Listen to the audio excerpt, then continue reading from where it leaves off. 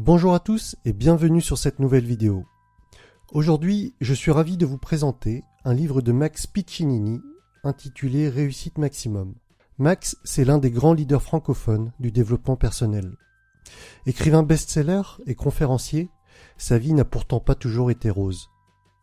Issu d'une famille modeste et sans grand diplôme en poche, il est la preuve qu'en travaillant dur, qu'en étant déterminé, il est tout à fait possible d'atteindre les sommets à partir du moment où l'on prend conscience que l'étape la première est de changer d'attitude et de mettre des actions en place dans la bonne direction. Si j'ai décidé de vous faire un résumé de son livre, c'est que son histoire m'a beaucoup parlé. Je me suis vraiment beaucoup reconnu dans plusieurs étapes de sa vie.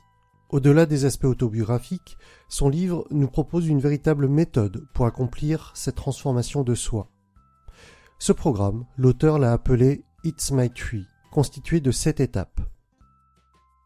En premier, on retrouve la sève, qui représente en fait votre énergie. Plus haute sera votre énergie et meilleure sera votre qualité de vie. Et plus rapidement, vous atteindrez vos objectifs. En 2, ensuite, pour avoir une vie extraordinaire, vous devez développer des racines bien ancrées, c'est-à-dire bien définir votre raison d'être, ce qui vous fait vibrer et bien avoir des rêves et des objectifs clairs. La troisième étape, c'est celle durant laquelle vous devez développer vos forces. Pour un arbre, ces forces pourraient être assimilées à l'eau, à un sol fertile et au soleil.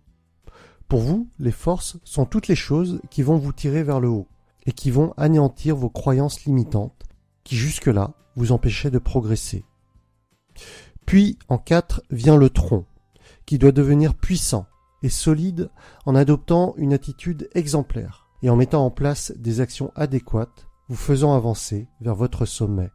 Vient ensuite les branches.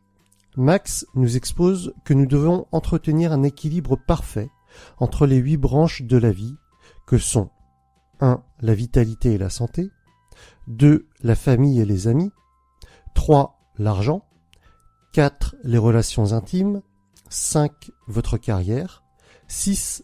Les loisirs, 7. Votre contribution et 8. La gestion de votre temps.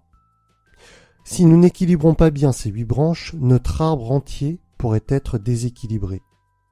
Quelles sont les conséquences sur le long terme si vous consacrez la majeure partie de votre énergie dans votre travail au détriment de votre santé? Ou alors si vous vous intéressez plus à vos loisirs plutôt qu'à votre famille? Chacune des branches exposées ici a son importance et doit être entretenue intelligemment pour ne pas déséquilibrer votre arbre et perdre pied. Comme souvent, dans ce que je vous dis sur cette chaîne, ça paraît évident. Et pourtant, on se rend compte régulièrement que la mise en pratique l'est beaucoup moins. Mettre les choses à plat, les écrire ou les dessiner permettent de faciliter la mise en application. La 6e étape du processus It's My Tree nous invite à comprendre l'importance de savoir savourer les fruits de notre arbre. C'est-à-dire savoir donner et recevoir pleinement, d'une part, mais aussi savoir apprécier les choses de notre quotidien, sans nous soucier du passé, que nous ne pouvons plus changer, ni des choses à venir. Et enfin, en 7, la dernière étape, l'auteur nous invite à prêter de l'attention à notre environnement. L'environnement, c'est par exemple notre entourage. Jim Rohn disait que l'on est la moyenne des 5 personnes que nous côtoyons le plus. Si les 5 personnes avec lesquelles vous êtes le plus souvent sont stressées et déprimées, alors il va être beaucoup plus difficile pour vous d'être heureux.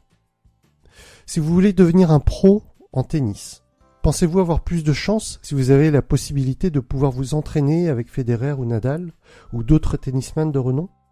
Quel que soit le domaine dans lequel vous souhaitez vous améliorer, cherchez à créer du lien avec des personnes qui ont réussi avant vous dans ce même domaine.